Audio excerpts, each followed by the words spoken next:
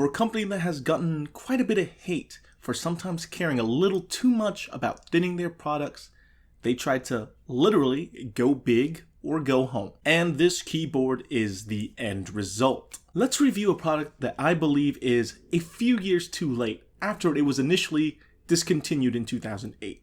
But let's not judge it based on how late it is, but whether is it a great product or not. Apple has been using wireless keyboards in their iMac lines for a while, but this is the first wireless keyboard that they sell with a number pad since 2008. Yeah, it's 2017 and now they finally decided to release a full-size wireless keyboard. But don't forget, this is the same company that took a few years after their competition to finally release larger smartphones. But enough about that, let's just judge it based on how it actually performs. Right out of the box, you get the keyboard itself, a lightning cable for charging, and user manuals. Do people still read these? Out of the box, you can already tell this keyboard's pretty small, even being a full-size keyboard. The keyboard has a solid aluminum build.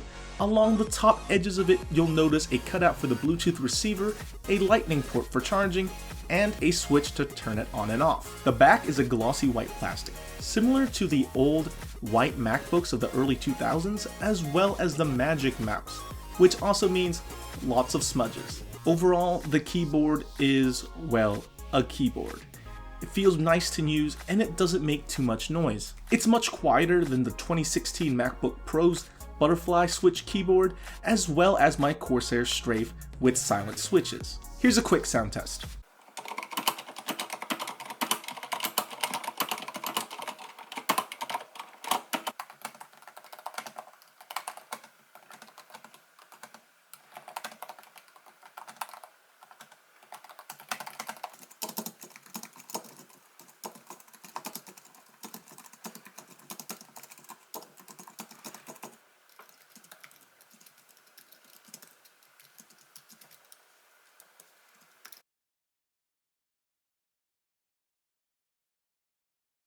Unlike the regular Magic Keyboard, this full-size number pad one also features full-sized arrow keys, for you Mac gamers out there. The FN key is also positioned in a different place. There's also page up, page down buttons. Oh, and don't forget there's also now a number pad. So imagine this like it's Apple's wired full keyboard. The only real difference is there's no USB ports on the sides, as well as the new improved scissor mechanism that they've implemented since the first Magic Keyboard. Also, now the escape and function keys don't really look like little tiny rectangles. Now they're more squarish. They look more like regular keys. This makes it a great keyboard for people who prefer more traditional layouts, since everything's where you expect them to be, similar to your stereotypical Windows keyboard. The keyboard has a battery life of around a month, and I believe it's a great compromise between a laptop style chiclet keys as well as mechanical switches, which are way louder. It's not as clicky as a mechanical keyboard, but it's good enough for everyday use. So after around 2 weeks, here are my thoughts on the keyboard.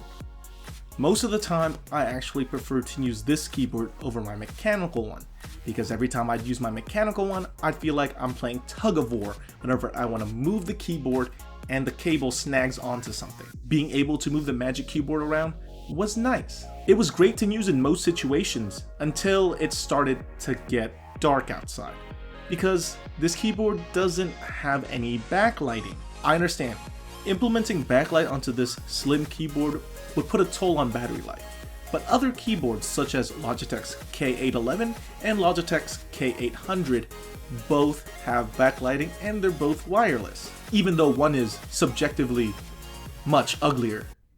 Ugh, looks like a keyboard from last decade. Also, the price on the keyboard is a little steep. 130 bucks? Really? I understand there's an Apple tax on some of their products. However, for this keyboard, it's just plain expensive. The only rationalization I can see to how they justified this price tag is its form factor. I mean, I don't approve of their price. What I'm saying is I can see how they came to this conclusion, because it really is the smallest full-size keyboard I've ever used. And even though it was pricey, I did have a good time using it. I really mean it this time. Try it out before you buy it. because keyboards in particular is really all just preference. It's all about how you enjoy the feeling of pressing down on the buttons. So please check it out first before you buy it. If you can't find a Magic Keyboard with number pad, just try out a regular Magic Keyboard because those have pretty much the exact same switches on them. Anyway, I hope you guys found this video useful. If you enjoyed it, give it a thumbs up, comment, and well, don't forget to subscribe. I'll see you guys next time.